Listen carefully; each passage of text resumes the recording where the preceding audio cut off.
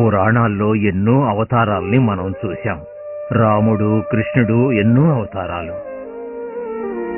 రాముడు రావణుణ్ణి చంపాడు, కృష్ణుడు కంసుణ్ణి చంపాడు. అంతెందుకు, సుబ్రహ్మణ్య స్వామి కూడా శూరభద్రుణ్ణి సంహరించాడు.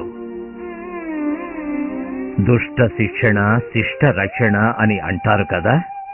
ఆ భగవంతుడు దుష్టుల్ని సంహరించి తనకిష్టులైన వారిని రక్షిస్తూనే ఉంటాడు. కాని నిజం చెప్పాలంటే ఒకే ఒక అవతారంతో ఈ భూమికి దిగివచ్చిన యేసు ప్రభువు ఎవరినీ సంహరించడానికి రాలేదు. దుష్టుల్ని కూడా తనకు ఇష్టులుగా చేసుకోవడానికే ప్రయత్నించాడు. పాపాన్ని కడిగి పాపుల్ని స్వీకరించే యేసు ప్రభువుని నేను దైవస్వరూపునిగా భావిస్తాను. ఆయనే ప్రత్యక్ష దైవం. ఆయన్ని మన రక్షకుడిగా భావిస్తేనే మనం ముక్తిని పొందగలం. ఆయనే మనకి మోక్షాన్ని ప్రసాదించగలం.